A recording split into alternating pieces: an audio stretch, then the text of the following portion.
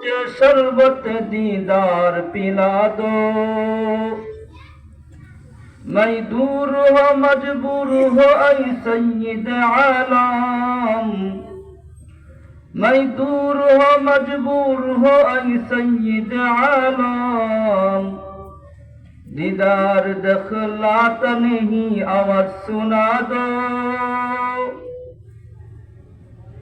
বাইতুস সালাম জামি মসজিদ আলহাজ হাসান আলী নুরানিয়া হাফিজা মাদ্রাসা ও এতিমখানার উদ্যোগে ইসলামী মহাসম্মেলনের মুহতারাম সদর, সম্মানিত সভাপতি, উপস্থিত হযরত উলামায়ে কেরাম, মুরব্বিয়ান ইজাম, যুবক ভাইয়েরা, পর্দার আড়ালে অবস্থানরত পর্দানিশীন মা বোনেরা, রব্বে করিমের দরবারে অগণিত অসংখ্য শুকর যে মালিক দয়া করে মায়া করে আমাদেরকে একটি জান্নাতি পরিবেশের মধ্যে বসাই দিয়েছেন।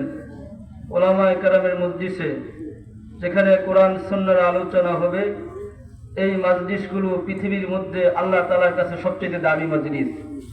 যারা এখানে উপস্থিত হবে, এখানে উপস্থিত হওয়াটা অনেক কঠিন, কারণ এই প্যান্ডেলের নিচে আসতে হাজারো লক্ষ শয়তান মানুষদেরকে বাধা তৈরি করে। কথা বলেন ঠিক কিনা?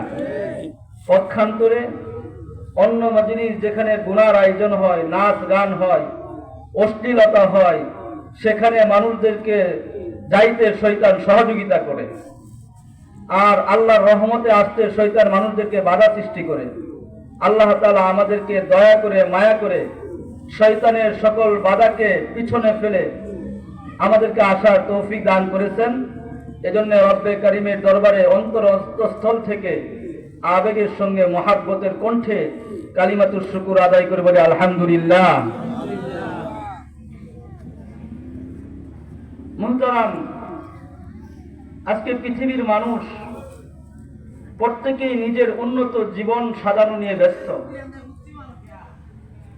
প্রকৃতপক্ষে আমাদের জন্য কি করণীয় ছিল, কি করতে হবে, আর আমরা কি করতেছি, এক্ষেত্রে আমরা খুব গাফেল, উদাসীন। প্রত্যেকটি মানুষ দুনিয়ার জীবনকে কিভাবে সুন্দর করবে, কিভাবে সাজাবে, এটা নিয়ে সে সার্বক্ষণিক চেষ্টা করে, চিন্তা করে। অথচ আল্লাহ তাআলা তার জন্য জান্নাতের মধ্যে ঘর সাজাই রাখছেন।